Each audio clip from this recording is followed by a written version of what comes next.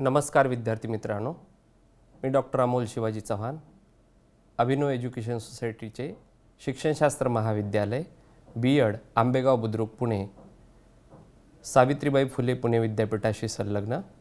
आज आपण एक भारत श्रेष्ठ भारत या उपक्रमांतर्गत प्रगत अध्यापनशास्त्र कार्यनीती भाग 2 यामध्ये विद्यार्थ्याचा अध्ययन अध्यापन प्रक्रियेत सहभाग व भिन्नत्व या 2 कार्यनीतीचा आणि फिलिप जॅक्सन प्रणीत अध्यापन प्रतिमानातील नवोदित शिक्षकांची भूमिका याचा अभ्यास करणार आहोत.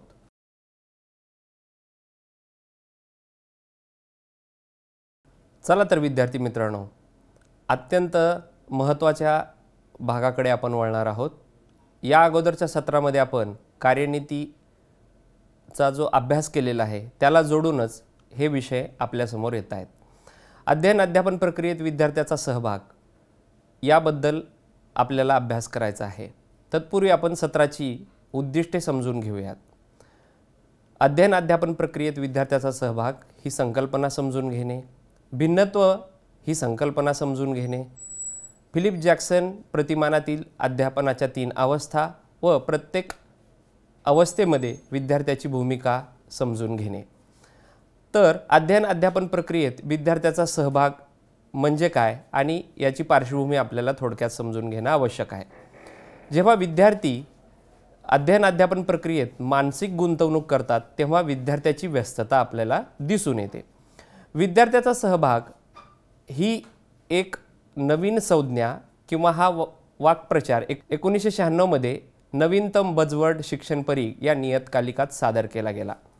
विद्यार्थी मित्रांनो, आपल्याला हे समजून घ्यायचं आहे की नेमकं अध्ययन अध्यापन प्रक्रियेत विद्यार्थ्याचा सहभाग घेणे म्हणजे काय, अध्यापनात व्यस्तता म्हणजे शिकणे आणि शैक्षणिक वातावरणात विद्यार्थ्याचा सक्रिय सहभाग आणि परिणामी शिकण्याचा अनुभव वाढतो. याकरिता आपल्याला अध्ययन अध्यापन प्रक्रियेत विद्यार्थ्याचा सहभाग घेणे आवश्यक आहे. थोडक्यात अध्ययन अध्यापन प्रक्रियेमध्ये विद्यार्थ्याचा सहभाग घेणे म्हणजे विद्यार्थ्याची मानसिक समरसता वाढवणे आणि ही वाढल्यामुळे विद्यार्थ्याचा अध्ययन अनुभव वाढतो. विद्यार्थ्याची शिकण्याची बोधात्मक गुंतवणूक, सक्रिय सहभाग आणि भावनिक बांधिलकी म्हणजेच अध्ययन अध्यापन प्रक्रियेतील व्यस्तता.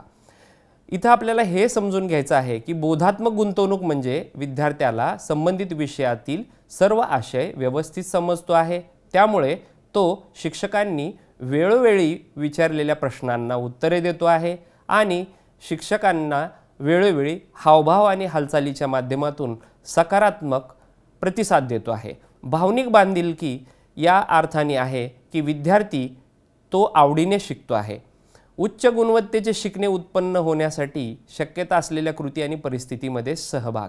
इथे उच्च गुणवत्तेचे शिकणे म्हणजे जो काही आशय आहे तो प्रभुत्व पातळीपर्यंत शिकण्याची आवड विद्यार्थ्यामध्ये निर्माण होणे आवश्यक आहे.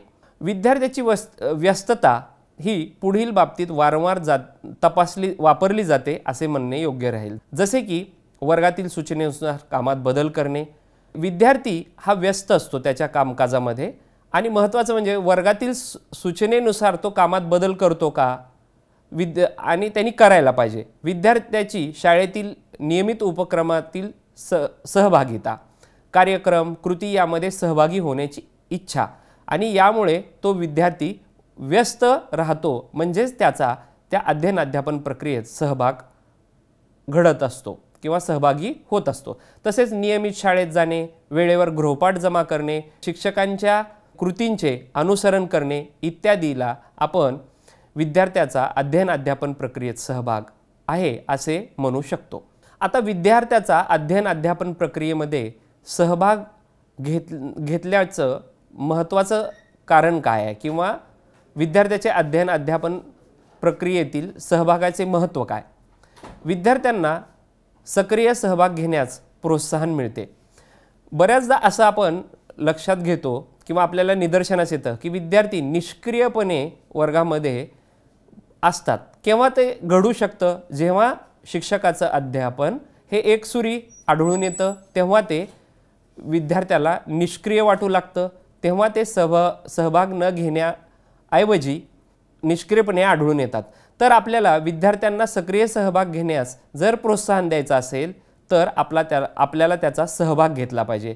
विद्यार्थ्यांना विविध ध्येय दृष्टिकोन ओळखता येतात की प्रत्येक पाठाचं उद्दिष्ट काय आहे, प्रत्येक पाठामधून कोणती बाब सांगितलेली आहे हे विद्यार्थ्याला लक्षात येतं। जर आपण त्याचा सहभाग घेतला तर त्यामध्ये अधिक अचूकता येते।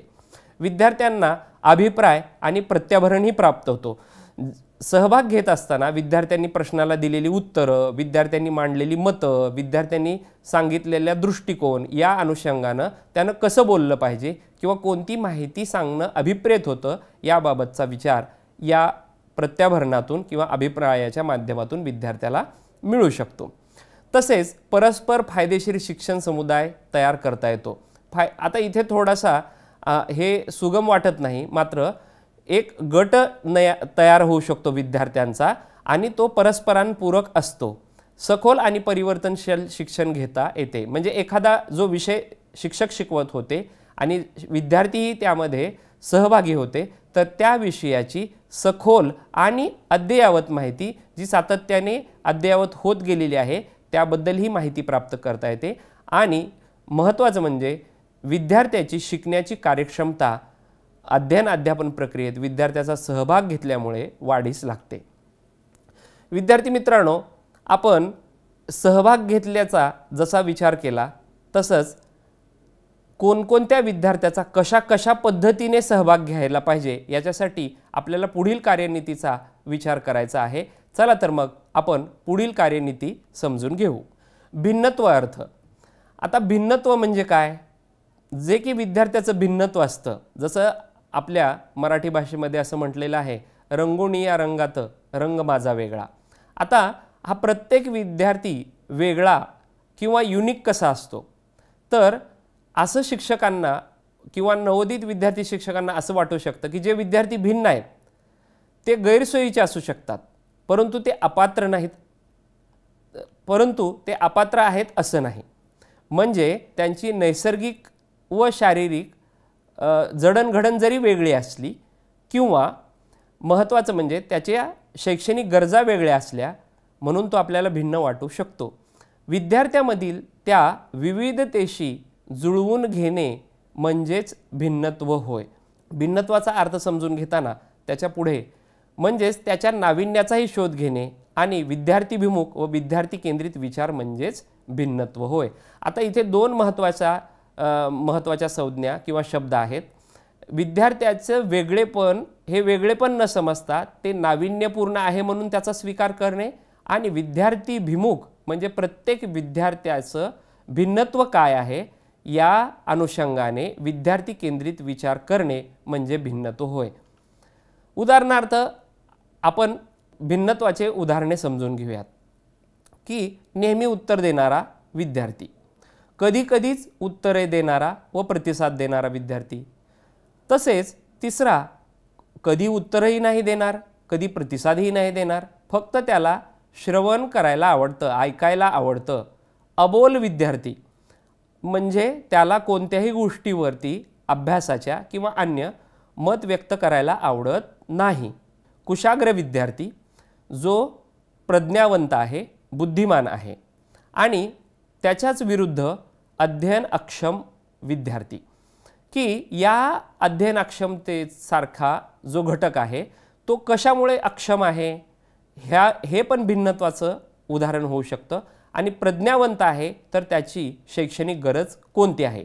थोडक्यात विद्यार्थ्यांना त्याच्या अंगीभूत असणाऱ्या व निरीक्षक बाबीवर एक विश्लेषक विचार म्हणून भिन्नत्व हे एक प्रगत अध्यापनशास्त्राची कार्यनीती म्हणून आपण विचारार्थ घेतली पाहिजे। विद्यार्थी मित्रांनो, आपण त्याच्या पुढे जाऊन भिन्नत्व म्हणजे काय याचा अधिक विचार करू। त्याची व्याख्या अशी आहे, विद्यार्थ्याच्या वैयक्तिक शैक्षणिक गरजा आणि अभ्यासक्रम यांच्यात सुसंगतता ठेवून विद्यार्थ्यांना जास्तीत जास्त अभ्यास प्रवृत्त करण्यासाठी योजलेली प्रक्रिया म्हणजे अभ्यासक्रम भिन्नता होय।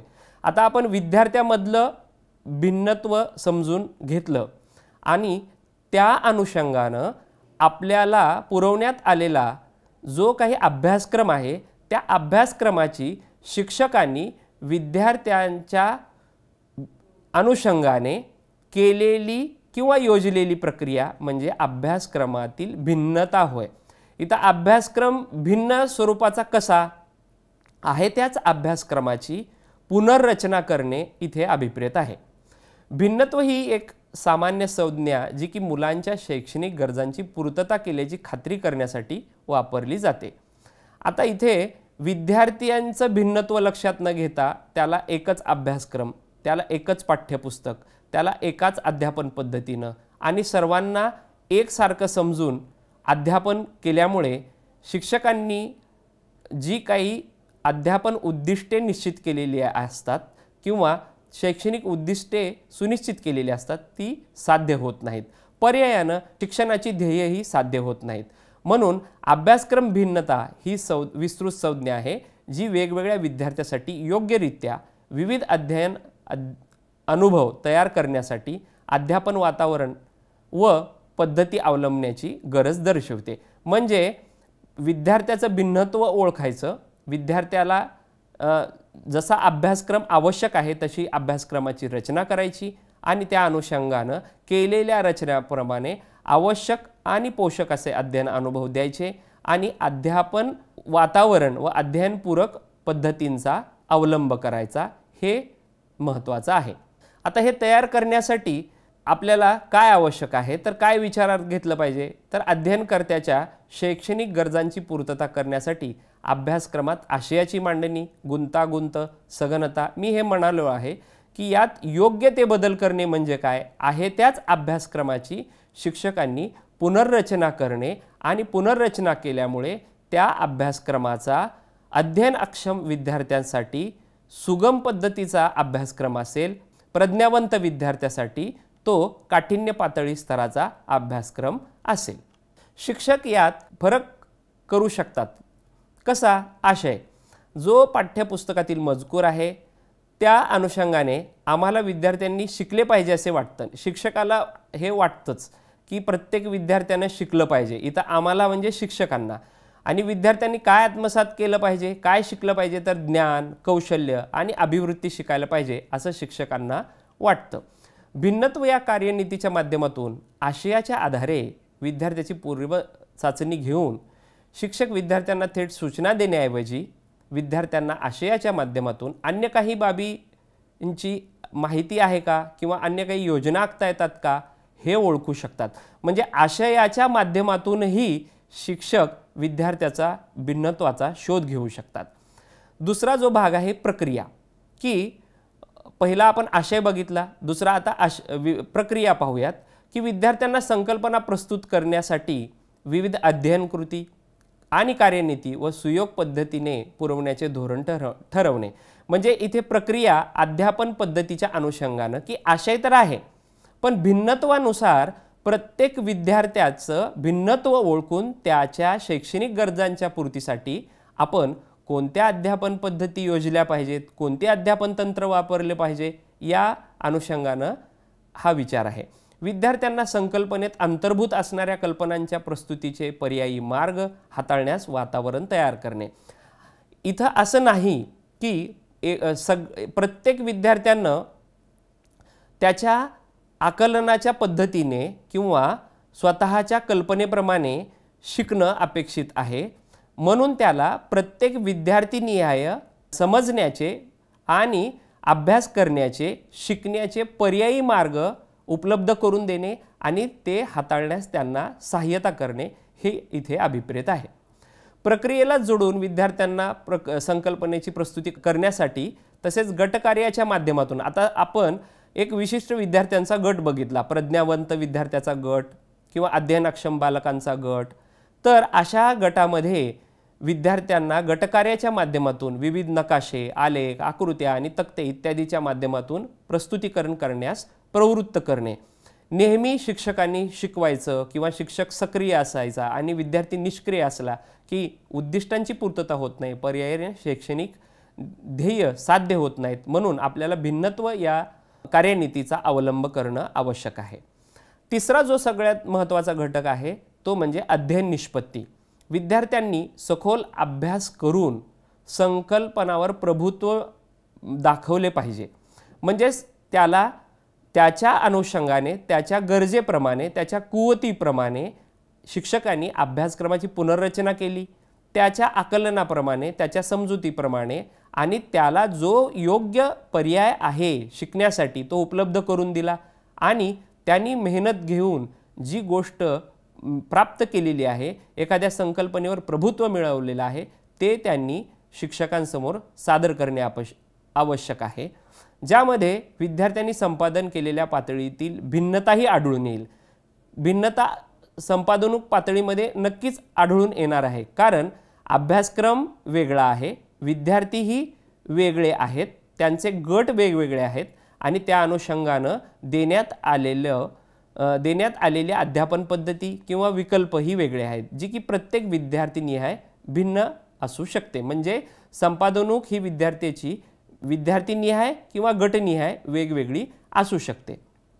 अध्ययन निष्पत्तीच्या अनुषंगाने आपण निम्न स्तरातील विद्यार्थ्याची कामगिरी उच्च स्तरातील विद्यार्थ्याच्या कामगिरीपेक्षा भिन्न असू शकते असं म्हणालो होतो.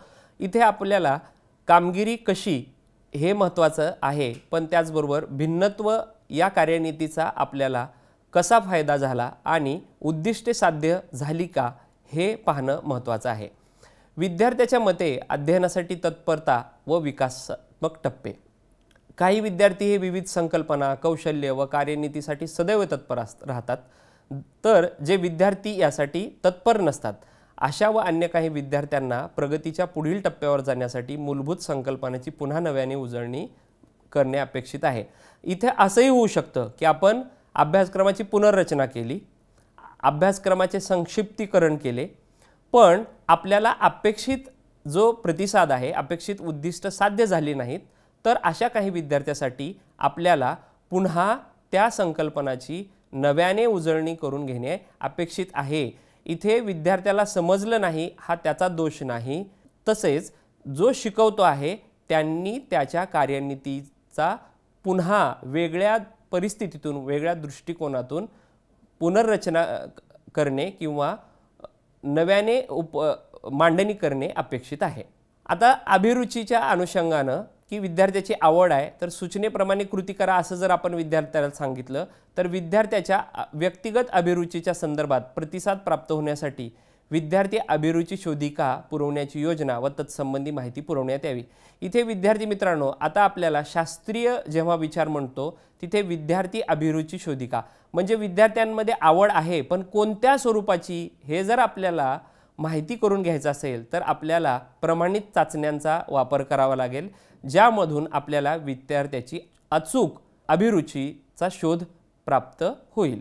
विद्यार्थ्याची अध्ययनशैली, स्टुडंट लर्निंग स्टाईल की कशी आहे, विद्यार्थी पुरवण्यात आलेल्या माहितीवर कशी प्रक्रिया करतात, विद्यार्थी त्या माहितीवर वेगळ्या प्रकारे कशी प्रक्रिया व्यक्तिगतरित्या प्राधान्याने करतात, उदाहरणार्थ विद्यार्थी कुठे, केव्हा आणि कसा प्राधान्यक्रम ठरवतात, हे त्याच्या अध्ययनशैलीमधून आपल्याला ओळखता येतं.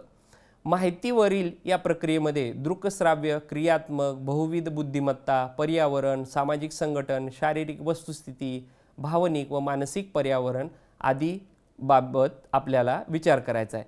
तर भिन्नत्वामध्ये काय शिकवायचे असा जर प्रश्न असेल तर तो अत्यावश्यक प्रश्नांबद्दलची उत्तरं, अभ्यासक्रमातील संकल्पना, नकाशाच्या माध्यमातून विविध प्रकारच्या आकृत्या, नकाशाचे आकार सादर करायचे, अशा बाबी. भिन्नत्व मधून काय शिकवायचं, आता घटक आरेखन शिकवायचं, पाठ नियोजन शिकवायचं की आपण त्याला युनिट डिझाईन असं म्हणतो, लेसन प्लॅनिंग म्हणतो, प्राप्त करावयाच्या कौशल्याची यादी की या आशयामधून आपल्याला काय शिकायचं आहे किंवा कोणतं कौशल्य आपल्यामध्ये विकसित करायचं आहे त्या कौशल्यांची यादी करायची. कसं शिकवायचं याच्यामध्ये तोही अत्यावश्यक प्रश्न होता की संकल्पनाच्या बाबतीत आकलन, जसं की अभ्यासक्रमाचा जो नकाशा आहे त्याच्यातील जो घटक आहे त्याचं आरेखन, अन्य घटकाच्या बाबतीत आरेखित केलेले आकार किंवा अन्य घटकाच्याच बाबतीत त्याचे वेगवेगळे पैलू आणि त्याचे साचे किंवा त्याचे बनवलेले वेगवेगळे वर्गीकरण याचाही विचार आपल्याला करायचा आहे. आता दुसरा जो महत्त्वाचा की अभ्यासक्रमाचा जो काही घटक आहे किंवा त्याचा माइंड मॅप तयार करणे किंवा त्याचं युनिट डिझाईन तयार करणे आणि अन्य घटकाच्या बाबतीत अधोरेखित केलेले आपण याचा अभ्यास केलेला आहे. तर कौशल्य नमुन्याची यादी यामध्ये तुमच्या अभ्यासाच्या घटकामधील प्रश्न व कौशल्य हे पुन्हा एकदा पहा आणि त्याची पुनर्मांडणी करून ते इतरांशी शेअर करा. इथे महत्त्वाचं काय की कौशल्यांची यादी करण्यासाठी विद्यार्थ्याला वेळ लागतो की आपल्याकडे एकदिश पद्धतीने विचार करणाऱ्या विद्यार्थ्याची संख्या जास्त असू शकते. इथे बहुदिश पद्धतीनेच विचार करणे आपल्याला विद्यार्थ्याला शिकवायचे आहे. भिन्नत्व कार्यनीतीमधील भाग 1, 2 आणि 3 मध्ये भाग 1 असा आहे की पूर्वमूल्यांकन करणे. जसं आपण म्हणालो होतो की शिक्षक पूर्वचाचणी करून विद्यार्थ्याला आशयाच्याच माध्यमातून त्यांना वेगळं काय शिकायला आवडतं का याचा शोध घेणे.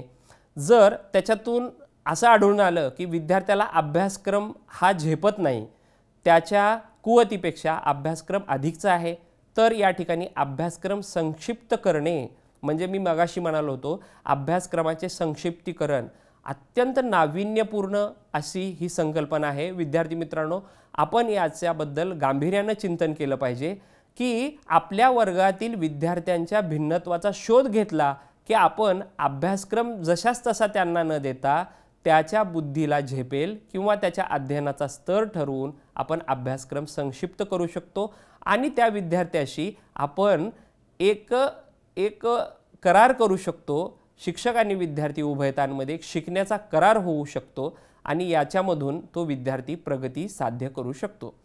भाग 2 मध्ये शिकण्याचा स्तर मी या अगोदरही म्हणालो आहे की शिकण्याचा स्तर सुनिश्चित केला पाहिजे की सगळ्याच विद्यार्थ्याला एकाच पद्धतीने शिकवल्यानंतर आपल्याला शैक्षणिक उद्दिष्टे साध्य होणार नाहीत. शिकण्यासमोरील आव्हानांचीही नोंद घेतली पाहिजे की आव्हानांमध्ये असं असू शकतं की पायाभूत ज्या काही अवस्था आहेत त्या पूर्ण नाही झाल्या तर ते एक आव्हान म्हणून आहे की आकडेमोड करता येणं, जोड अक्षरं वाचता न येणं, लिहिता न येणं ही आव्हानात्मक बाब म्हणून आपण स्वीकारायला पाहिजे. शिकण्याची शैली, शिकण्याची अभिरुची इत्यादी स्तरानुसारही फरक करणे आवश्यक आहे. विद्यार्थ्याची लवचिक गटात विभागणी करायला पाहिजे.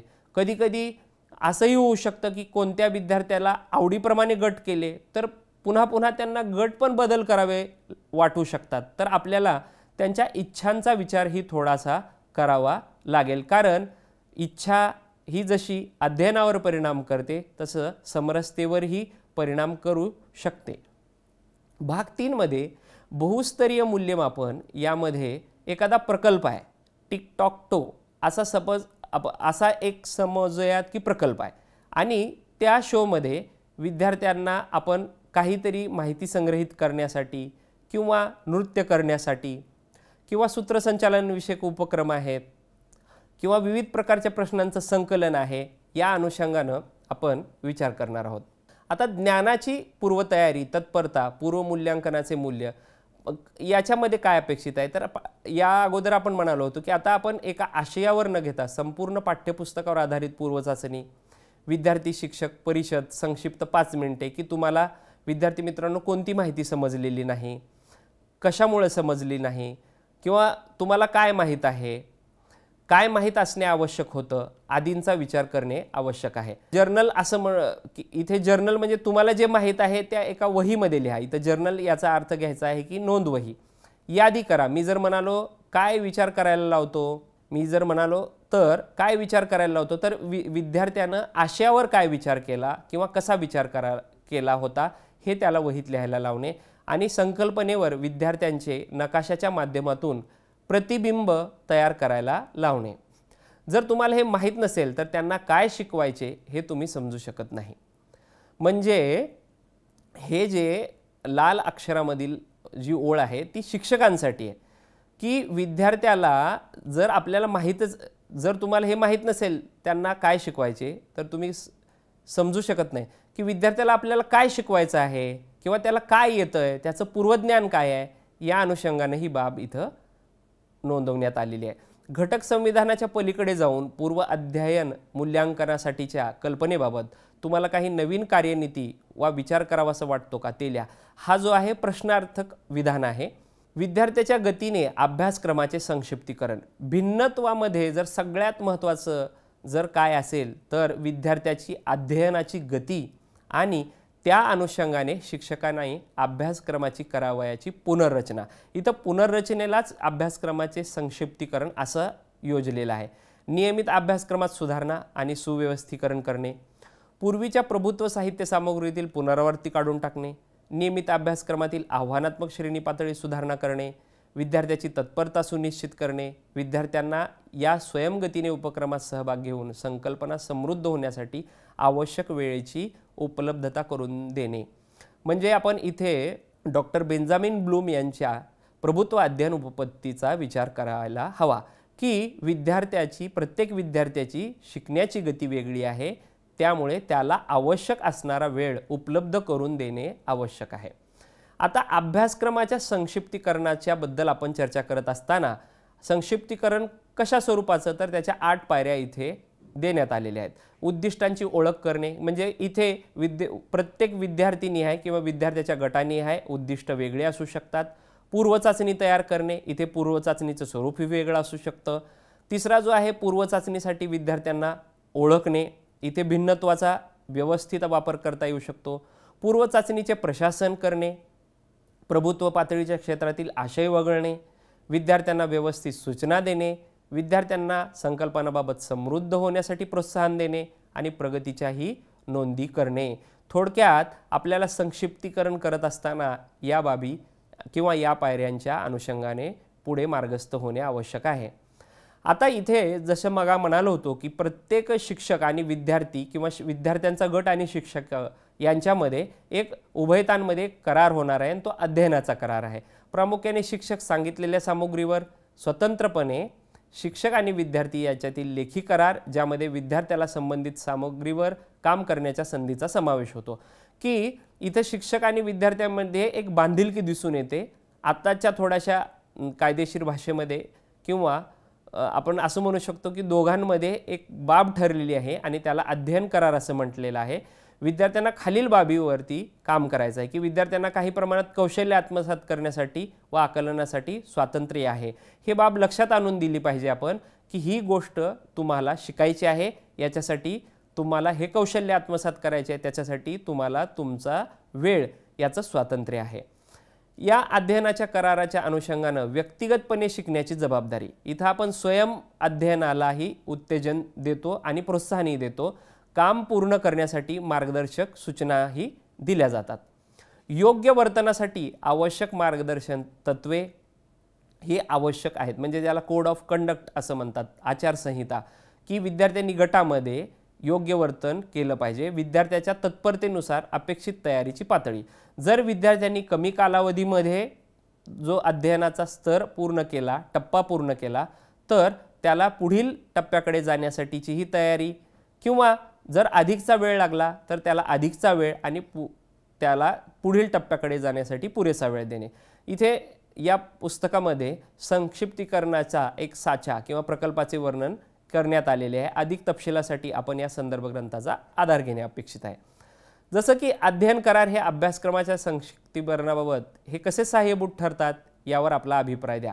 ही संकल्पना संपूर्णतः विद्यार्थ्याला नवीन आहे, म्हणून विद्यार्थी मित्रांनो, तुम्ही याच्याबद्दल गांभीर्याने चिंतन करा, आपल्या सहकारी शिक्षकांचं मार्गदर्शन घ्या आणि या संकल्पनेचा वर्गाध्यापनामध्ये उपयोग करताना अवश्य याचा वापर करण्याबद्दल सकारात्मक विचार करा. भिन्नत्व कार्यनीती 2 यामध्ये आपण विद्यार्थी अभिरुची शोधिका याबद्दल बोललो होतो की अभिरुची शिकण्याच्या शैलीनुसार भिन्नत्व कसं आहे, निवड, तत्परता, आव्हानाची पातळी कशी आहे. इथे गार्डनर या शिक्षणशास्त्रज्ञानं आपल्याला बहुविध बुद्धिमत्ता या संकल्पनेची माहिती करून दिलेली आहे. तर त्याच्या अनुषंगानं प्रकल्प, सादरीकरणे, कार्यप्रदर्शनं, त्याच्यानंतर निष्पत्ती आदीचा विचार करणं अपेक्षित आहे. याच्यामध्ये तत्परतेचा आपण या अगोदर अभ्यास केलेला आहे आणि अध्ययनशैली व आव्हानात्मक पातळीबद्दलही आपण या अगोदर विस्तारानं बोललो आहे. गटाच्या लवचिकतेबद्दल आणि 3 प्रकारचे गट हे हिकॉक्स या शिक्षणतज्ञानं घ्यावेत असं सुचवलेलं आहे. अधिकच्या माहितीसाठी सदर लिंकवरती जाऊन आपण अधिक माहिती प्राप्त करू शकाल. अभिरुची आणि शिकण्याच्या शैलीनुसार हे भिन्नत्व कसं आहे, तर गटासाठी निर्देशांक कार्ड जे की केंद्रासाठी वापरता येईल. इथे विधान क्रमांक 5 असं आहे की विद्यार्थ्यांनी 1 आणि 2 याप्रमाणे प्रतिसाद दिलेल्या विषयांची यादी करा. इथं थोडक्यात आपण विद्यार्थ्यांना एक अभिरुची शोधिका दिलेली आहे असं म्हणूयात आणि त्या शोधिकेप्रमाणे विद्यार्थ्यांनी जे प्राप्त प्रतिसाद केलेले आहेत त्या प्राप्त प्रतिसादावरून विद्यार्थ्याचे गट तयार करण्यासाठी आपल्याला त्या अभिरुची शोधिकेचा वापर करायचा आहे। सदर विधान हे संशोधनात्मक विषयासाठी गट तयार करण्यासाठी वापरावेत। मी या म्हणालो होतो तुम्हाला की ही अभिरुची शोधिका कशासाठी, की आपल्याला विद्यार्थ्याच्या अभिरुचीचा शोध घ्यायचा आहे आणि या अभिरुची शोधिकेमधील विधान क्रमांक 5, त्या शोधिकेमधील विधान क्रमांक 7 आणि याच शोधिकेमधील विधान क्रमांक 13 की सदर विधान अभ्यासाच्या विशिष्ट क्षेत्रातील तज्ञता ओळखण्यासाठी वापरावीत। की काही विद्यार्थी त्यामध्येही प्रभुत्व पातळीपर्यंत पोहोचलेले असतात, तर आपण त्यांना तज्ञ म्हणूनही त्याचा उपयोग करून घेऊ शकतो।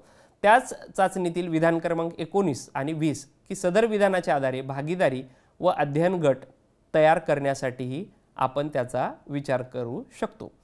सूचनेप्रमाणे कृती करा की यालाच जोडून की जे की अभिरुची शोधिका म्हणालो, जी की आपण प्रमाणित चाचण्या शिक्षकांनी तयार केलेल्या प्रश्नपत्रिका नव्हे तर प्रमाणित चाचण्या, ज्या प्रमाणित चाचण्यामधून आपल्याला विद्यार्थ्याविषयीची अचूक माहिती किंवा एक अंदाजित स्वरूपातील माहिती प्राप्त होऊ शकते। अभिरुची शोधिकेचे पुनरावलोकन करा। तुम्ही असा विचार करा आणि शिका। तुमची ताकद कशी सहाय्यभूत आहे की अपेक्षित यावर विचार करा आणि तुम्ही विचार जो केलेला आहे तो इतरांशी शेअर करा। की इथं महत्त्वाचं काय आहे की सूचनेप्रमाणे कृती करणं हेही महत्त्वाचं आहे की विद्यार्थ्याची आवड कशात आहे आणि या आवडीचा शोध घेणं हे महत्त्वाचं आहे। विद्यार्थी मित्रांनो, या दोन्हीही कार्यनीतीमध्ये अत्यंत महत्त्वाची बाब म्हणजे विद्यार्थ्याचे भिन्नत्व ओळखणे। भिन्नत्व ओळखल्याशिवाय आपल्याला विद्यार्थ्याची अभिरुची कशात आहे, विद्यार्थ्याच्या अध्ययनाचा स्तर किती आहे आणि विद्यार्थ्याला आपण कोणता अभ्यासक्रम देणार आहोत हे आवश्यक आहे। थोडक्यात काय तर जसं आपण मागील सत्रामध्ये शिकलो होतो की प्रगत अध्यापनशास्त्र हे विद्यार्थी केंद्रित शास्त्र आहे, म्हणून त्या जगभरामध्ये त्याचा वापर वेगाने होत आहे आणि आज आपण ह्या ज्या 2 अध्ययन कार्यनीती अभ्यासल्या त्यामध्ये विद्यार्थ्याचा अध्ययन अध्यापन प्रक्रियेत सहभाग आणि भिन्नत्व या तितक्याच महत्त्वाच्या आहेत। चला तर मग विद्यार्थी मित्रांनो, आता आपण पुढील कार्यनीतीबद्दल अभ्यास करूयात। फिलिप जॅक्सन प्रतिमानातील अध्यापनाचे 3 टप्पे व त्या प्रत्येक टप्प्यामध्ये विद्यार्थी शिक्षकाची भूमिका।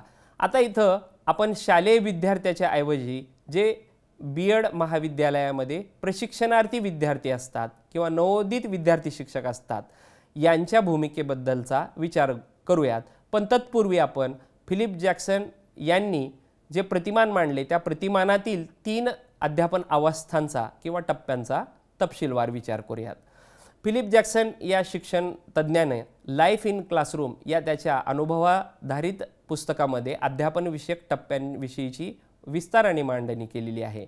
या पुस्तकामध्ये ज्या अध्यापनाच्या 3 टप्प्यांचा विस्तारपूर्वक विचार मांडलेला आहे तो आपल्या नवोदित विद्यार्थी शिक्षकांच्या साठी महत्त्वाचा आहे आणि प्रतिपादित अध्यापनाच्या एकूण 3 टप्प्यामध्ये विद्यार्थी शिक्षकाच्या भूमिका विस्तृत स्वरूपात मांडण्यात आलेल्या आहेत। पहिली बाब ही की अध्यापनाचे टप्पे समजून घेऊयात।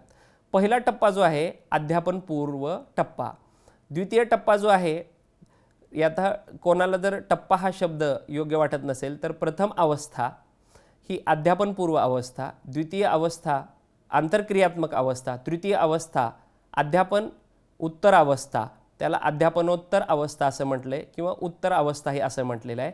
वरील अवस्थांचा किंवा टप्प्यांचा आपण विस्ताराने विचार करूयात। प्रथम जो टप्पा आहे त्यामध्ये विद्यार्थ्याच्या अभ्यासक्रमाच्या अनुषंगानं त्याचा पाठ नियोजन कसं आहे की आपल्याला पाठ नियोजनाचा भाग येतो की आपण विद्यार्थी शिक्षक हा सराव पाठाला जाण्या अगोदर पाठाचं त्याला नियोजन करावं लागतं। प्रत्यक्ष वर्गात जाण्यापूर्वी शिक्षकाला अनेक बाबींची ती पूर्वतयारी करावीच लागते। त्या अनुषंगानं शैक्षणिक उद्दिष्ट निश्चित करून समर्पक शब्दात उद्दिष्ट लेखन करणे, पाठ्यपुस्तकातील आशयाची निवड करणे, आशयाच्या प्रस्तुतीकरणासाठी उपयुक्त साधने व पद्धतीची निवड करणे, आशयाच्या प्रस्तुतीकरणासाठी समर्पक व सुयोग्य तंत्र निश्चित करणे, उद्दिष्टांच्या मूल्यमापनासाठी मापन साधने व तंत्रे निश्चित करणे। थोडक्यात काय नियोजनामध्ये या सगळ्या गोष्टी इथे येतात की वरील बाबींचा आपण सूक्ष्मपणे विचार करणे आणि त्या अनुषंगाने पुढे मार्गस्थ होणे आवश्यक आहे. द्वितीय टप्पा जो आहे, या टप्प्यामध्ये आपल्याला आता इथे असा आहे, विद्यार्थी शिक्षक प्रत्यक्ष वर्गात गेलेला आहे आणि वर्गात गेल्यानंतर त्यानं काय विचार करायचा आहे, तर वर्गातील प्रत्यक्ष परिस्थितीचा अंदाज घ्यायचा आहे की सर्व विद्यार्थी जागच्या जागी बसले आहेत का, त्याचबरोबर विद्यार्थी हे अध्ययनासाठी तयार आहेत का, अध्यापन करण्यासंबंधीचं पूर्वनिदान करणे, विद्यार्थी दृढीकरण कार्यनीतीचे विकसन करणे की नेमकं विद्यार्थ्याला अध्ययन प्रवृत्त कसं करावं. आता इथे महत्त्वाचं काय आहे की विद्यार्थ्यांना आपण थोडंसं मोकळेपणानं बोललं पाहिजे, त्यांच्याशी आपण जोडले गेलो पाहिजे. असं अचानक होत नाही की तुम्ही वर्गात गेलात आणि लगेच मुलं बसलीत आणि तुम्ही शिकवायला सुरू करतात. इथे थोडंसं विद्यार्थ्याशी आपल्याला जुळवून घेण्याच्या बाबत विचार करणं अपेक्षित आहे. ज्ञान संपादनासाठी कृती उपक्रम करणे, प्रत्यक्षात यापूर्वी 2 गोष्टी लक्षात घ्याव्या लागतात. एक म्हणजे उद्दीपक निवड करणे आणि दुसरं जे आहे उद्दीपकांचे सादरीकरण करणे. इथे उद्दीपक याच्या अर्थानं की उद्दीपक म्हणजे शिक्षकाच्या ऐवजी अन्य कोणत्या गोष्टी, अन्य कोणता उपक्रम, अन्य कोणता प्रश्न, अन्य कोणतं गीत किंवा काय करता येईल ज्यामुळे विद्यार्थी ज्ञान संपादनासाठी तयार होतील याची निवड करणे आणि निवड केल्यानंतर त्या बाबीचं सादरीकरण करणे. उदाहरणार्थ असं समजूयात की शिक्षक पाठाची सुरुवात करताना गाणं म्हणतील किंवा एखादा सुविचार सांगतील किंवा एखादी कथा सांगतील आणि त्याचं या तिन्हीपैकी एक निवडली की समजा आपण इथे समजूयात की चालू घडामोडीवर एखादा प्रश्न विचारला किंवा एखादा प्रसंग सांगितला आणि त्या प्रसंगाचं व्यवस्थित केलेलं सादरीकरण, हेही इथे महत्त्वाचं आहे. वरील बाबींचा आपण सूक्ष्मपणे अभ्यास व विचार करणे आवश्यक आहे. आता या उद्दीपकाची समर्पकता, याच्यामध्ये अपेक्षित फलिते, उद्दीपक आशय, अग्रसरणात उपयुक्त आदी बाबींचा विचार झाला की उद्दीपक निश्चित होतो आणि उद्दीपकाच्या सादरीकरणाला अनुकूल आणि प्रतिकूल प्रतिसाद मिळू शकतो. असं होत नाही की शिक्षकांनी उद्दीपक निवडला आणि तो सादरही केला तर सर्वच विद्यार्थ्याला तो आवडेल का, तर नाही आवडणार. तर मग अशा वेळेस त्या दिलेल्या प्रतिसादाचा सकारात्मक पद्धतीनं स्वीकार करून जो शिक्षकांना अनुकूल प्रतिसाद मिळाला किंवा त्या अनुकूल प्रतिसादास दृढीकरण दिल्याने आणि दृढीकारक होईल असं वातावरण तयार झाल्याने प्रतिकूल प्रतिसाद आपोआप निष्प्रभ होईल आणि कोणताही प्रतिसाद न प्राप्त झाल्याने वर्तनाची क्षमता क्षीण होण्याची शक्यता बळावते. म्हणजे काय की ज्यांनी प्रतिकूल प्रतिसाद दिलेला आहे त्यांना शिक्षकाने प्रतिकूल प्रतिसाद दिला आहे म्हणून स्वीकारायचे नाही, तर जास्तीत जास्त अनुकूल प्रतिसादाच्या बाबतीत विचार करायचा आणि यातील ज्या काही आवश्यक गोष्टी आहेत त्याची वेळोवेळी पडताळणी करायची आणि तत्कालीन परिस्थितीला अनुसरेल किंवा उपयुक्त ठरेल असा योग्य मार्ग तिथं शिक्षकांनी निवडणं अपेक्षित आहे. तिसरा जो महत्त्वाचा टप्पा आहे तो म्हणजे मूल्यमापनाचा, की या टप्प्यामध्ये शिक्षकाने मूल्यमापन कोणत्या कार्यनीती अवलंबायच्या किंवा त्या अनुषंगाने कोणत्या कृती करायच्या हे महत्त्वाचं आहे. की अपेक्षित वर्तन बदलाची दिशा निश्चित करणे. आपण जे उद्दिष्ट ठरवली होती, हे बघा, वर्गामध्ये जाण्याच्या पूर्वी शिक्षक बऱ्याच गोष्टीची पूर्वतयारी करतात, पण विद्यार्थी मित्रांनो आपल्याला जे काही शिकवायचे आहे आणि आपण जे विद्यार्थ्याकडून अपेक्षा करतो आहोत ते वर्तन बदलाची अपेक्षा आहे आणि ही बदलाची दिशा आपण सुनिश्चित करणं अपेक्षित आहे. शिक्षणाचे उद्दिष्ट हे आवश्यक अध्ययन अनुभव देऊन इथे अध्ययन अनुभव दिल्याशिवाय अपेक्षित वर्तन बदल घडत नाही. म्हणून अपेक्षित वर्तन बदलाचा स्तर ठरवायचा आहे की हा अनुभव दिला तर विद्यार्थ्यामध्ये कोणता इष्ट बदल घडेल आणि पर्यायाने कोणता विद्यार्थ्याचा स्तर ही आकाराला येईल. वर्तनाचे मापन करण्यासाठी समर्पक साधनांची निवड पण करायची आहे की वर्तन झालं, वर्तणूक कशी होती, कोणत्या स्वरूपाचा बदल होता. बदल दोन्ही प्रकारचा असू शकतो, इष्ट पण असू शकतो आणि अनिष्ट पण असू शकतो. इथे आपण इष्ट म्हणतो, पण इष्ट म्हणजे कोणत्या स्तराचा. प्राप्त प्रतिसादानुसार अध्यापनाची दिशा बदलावायची किंवा नाही या संबंधीचा निर्णय घेणे. शिक्षकांचे अध्यापनानंतर विद्यार्थ्यांना आशय कितपत समजला आहे, आशयाचे ग्रहण व संपादन पक्के झाले आहे, कच्चे झाले आहे, यामध्ये फलप्राप्ती झाली आहे की नाही, म्हणजे शिक्षकांनी जी उद्दिष्टे ठरवली होती ती साध्य झाली आहे की नाही याबाबत शिक्षकाला काही अंतर्निरीक्षण करावं लागेल. म्हणजे पुन्हा निरीक्षण करावं लागेल आणि आपल्या अध्यापन पद्धती किंवा आपली प्रस्तुती किंवा मूल्यमापन तंत्र कशामध्ये तरी त्रुटी आहे याचं निदान करावं लागेल आणि या प्रश्नाच्या उकलना करण्यासाठी आपल्याला प्रयत्न करून अध्यापन कार्यनीती बदलाव्या लागतील। विद्यार्थी मित्रांनो, इथे नवोदित शिक्षक थोडेसे नाराज होऊ शकतात किंवा त्यांना अपेक्षित प्रतिसाद न आल्यामुळे ते निराश होऊ शकतात। तर इथे त्यांनी तशा प्रकारचा कोणताही विचार करायचा नाही। जर विद्यार्थ्याकडून अपेक्षित उत्तर प्राप्त होत नाहीत, जर विद्यार्थी हे तुम्ही विचारलेल्या प्रश्नाला उत्तर देऊ शकत नाहीत, तर याचा अर्थ आपल्या अध्यापनामध्ये, आपल्या प्रस्तुतीकरणामध्ये किंवा आपण दिलेल्या मूल्यमापन तंत्रांमध्ये उणीव आहे का, दोष आहे का, याचा उलट मार्गी विचार करून आपल्याला निदान करावं लागेल आणि आपल्या अध्यापन कार्यनीती या बदलाव्या लागतील। जर सर्व काही ठीक असेल व वर्ग परिस्थिती व विद्यार्थ्यांची मानसिकता भिन्न असेल तर मात्र अभ्यास व चिंतन करून समर्पक निर्णय घ्यावा, अन्यथा संशोधक प्राध्यापकाशी संपर्क साधून या परिस्थितीमध्ये सल्लामसलत करून सुयोग्य निर्णय घेण्यासाठी आपण मार्गस्थ व्हावे। सारांश काय आहे तर अशा प्रकारे फिलिप जॅक्सन यांनी अध्यापनाच्या 3 टप्प्यामध्ये, जो पहिला आहे नियोजनाचा, दुसरा आहे आंतरक्रियेचा, तिसरा आहे मूल्यमापनाचा, या टप्प्यांमध्ये विविध संदर्भामध्ये काही बाबी उपघटकांचा समावेश केलेला आहे। अध्यापनास एक अध्यापन विषयक शास्त्रीय व चिकित्सक दृष्टी देण्यासाठी हे प्रतिमान आवश्यक असे प्रतिमान आहे आणि या प्रतिमानातील आपण निवडक 3 पायऱ्याचाच आपण विचार केलेला आहे आणि त्याबद्दल व्यवस्थित माहिती समजून घेतलेली आहे। विद्यार्थी मित्रांनो, पण यामध्ये सगळ्यात महत्त्वाची बाब आहे की प्रत्येक अध्ययन टप्प्यामध्ये विद्यार्थी शिक्षकाच्या किंवा शिक्षकाच्या भूमिका काय असाव्यात। अध्यापनाच्या या 3 टप्प्यामध्ये शिक्षकांची भूमिका महत्त्वाची आहे। ती कशी तर त्याचं विवेचन आपण पुढे करूयात। टप्पा क्रमांक 1 मध्ये फिलिप जॅक्सन प्रतिमानातील जो नियोजनाचा भाग आहे त्यामध्ये उद्दिष्टांची निश्चिती करण्यास शिक्षकाची भूमिका सांगितलेली आहे। परंतु नवोदित शिक्षकांनी प्रथम उद्दिष्ट निश्चितीचा विचार न करता पाठ नियोजनाचा विचार करायला पाहिजे की कोणता आशय घ्यावा। काही वेळेस विद्यार्थी शिक्षकांना असं वाटू शकतं की संपूर्ण पाठ घ्यावा का, तर तसं शक्य नाही। तुम्ही अनुभवी शिक्षकांना, तुमच्या प्राध्यापकांना विचारलं पाहिजे की तुम्ही उद्दिष्टांचा लगेच विचार नाही करता, तुम्हाला जो देण्यात आलेला पाठ आहे त्या पाठाचा विचार करा, त्याची पूर्वतयारी करा, त्याचं वाचन करा, स्वतःच्या नोट्स तयार करा आणि त्याच्यानंतर उद्दिष्ट निश्चितीकडे वळायला पाहिजे। या प्रथम नियोजन करण्यापूर्वी आपल्या अध्यापन पद्धती कोणत्या किंवा कोणता आशय घ्यायचा, त्यासाठी आवश्यक असणारं पूर्वज्ञान, अध्यापन हेतू, पाठातून प्रतिबिंबित होणारी जीवन कौशल्य, अध्यापनाची सूत्र, अध्यापन पद्धती, शैक्षणिक साधने या बाबींचा पूर्वतयारीमध्ये विचार करणं आवश्यक आहे। बऱ्याच विद्यार्थी शिक्षकांना अध्यापन पद्धती निवडणे अत्यंत कंटाळवाणे वाटते। ते एकसुरी पद्धतीने अध्ययनार्थ्यांचा म्हणजे शिकणाऱ्या विद्यार्थ्यांचा, त्यांच्या आकलन स्तराचा काहीही विचार करत नाहीत आणि त्यांच्यासमोर जी काही माहिती येते किंवा जो काही शब्द त्या क्षणाला सुचतो अशा स्वरूपाचं लेखन करतात, तर ते आपण वर्ज्य करावं। पूर्वतयारी झाली की आपण नियोजनाच्या अत्यंत महत्त्वाच्या भागाकडे येतो, तो म्हणजे उद्दिष्टांची निश्चिती करण्याकडे शिक्षकांनी येणं अपेक्षित आहे आणि विद्यार्थी शिक्षकांनाही।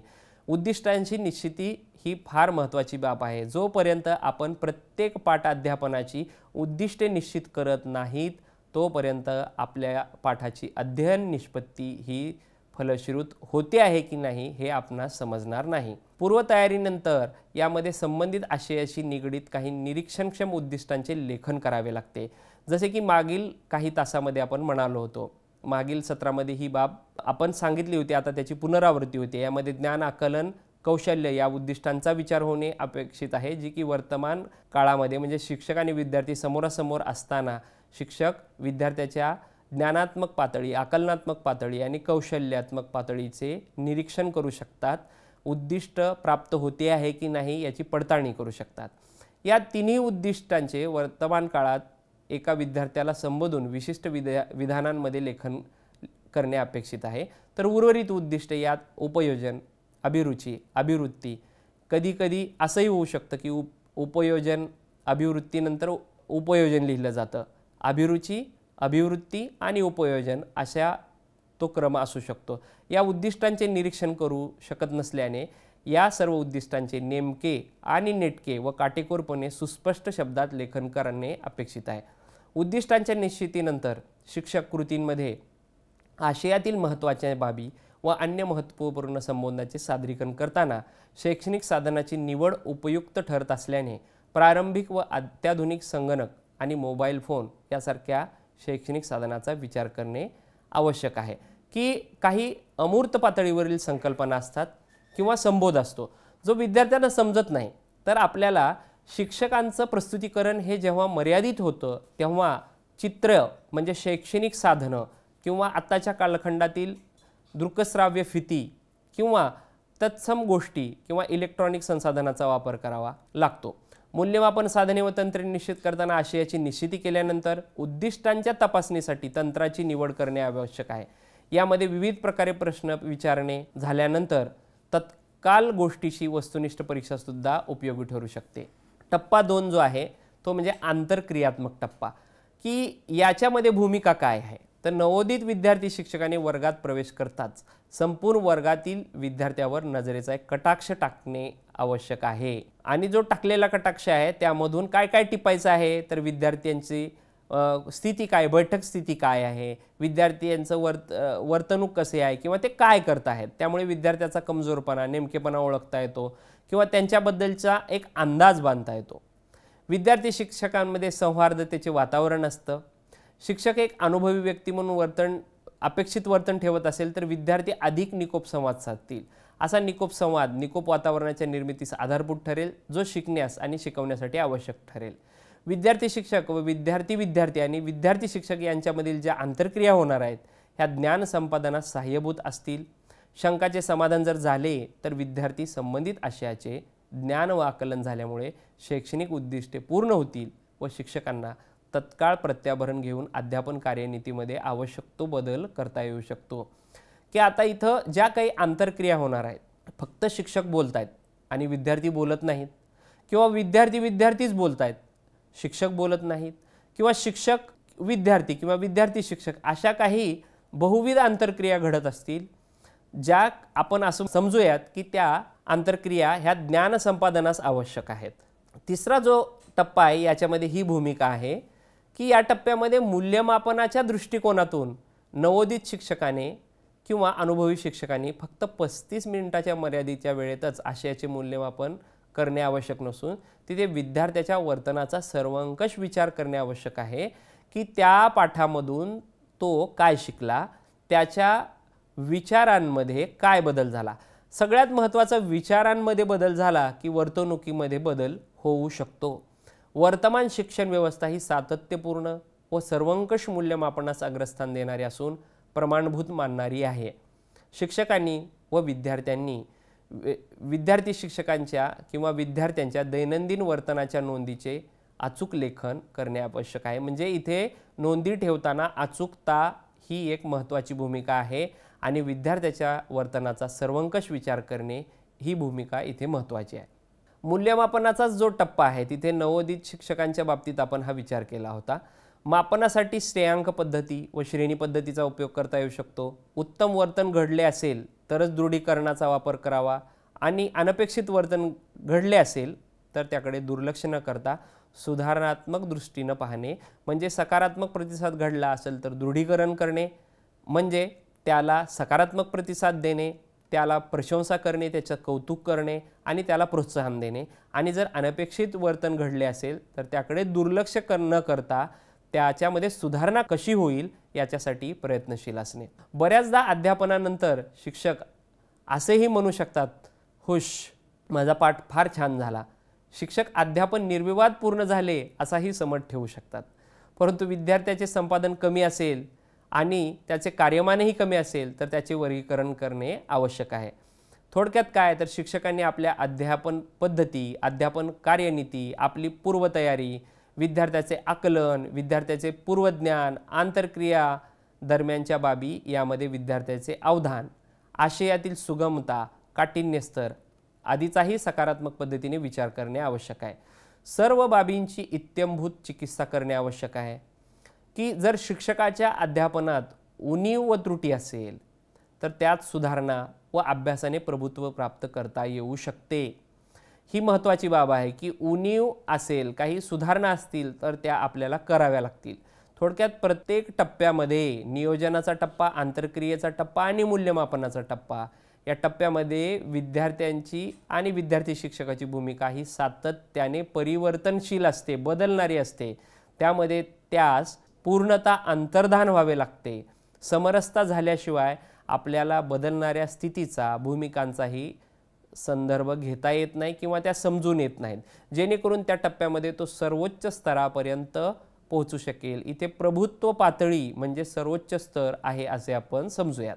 प्रगत अध्यापनशास्त्रामध्ये दररोज नवनवीन पुनर्मांडणी व पुनर्व्याख्या होताना दिसून येत आहेत। जसं की आपण म्हणालो की नवनवीन संशोधनं होत आहेत आणि त्याच्यामुळं अध्ययन अध्यापन प्रक्रियेचाच नव्या अनुषंगाने किंवा नवीन अर्थनिर्वचनाने किंवा पुनर्व्याख्याने पुनर्मांडणी होताना आपल्याला पाहता येते किंवा आपण पाहतो आहोत।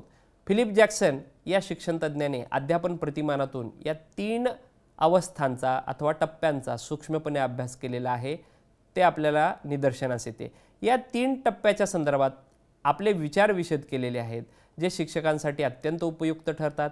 परंतु या 3 टप्प्याच्या बाबतीत नवोदित विद्यार्थी शिक्षकांना त्यांच्या भूमिका नव्याने सुस्पष्ट करण्याची आवश्यकता भासल्याने प्रस्तुत आलेखामधून संशोधकाने प्रत्येक टप्प्यामध्ये नवोदित शिक्षकांच्या अपेक्षित भूमिकांचे वर्णन केलेले आहे। याच्यासाठी मीच हा प्रयोग केला होता की ज्यामध्ये विद्यार्थ्यांनी केवळ त्याच्या अवस्थांचा अभ्यास करणे किंवा त्याच्या अवस्थांमध्ये जी माहिती फिलिप जॅक्सन यांना वाटत होती तीच फक्त लिहून काढणे का?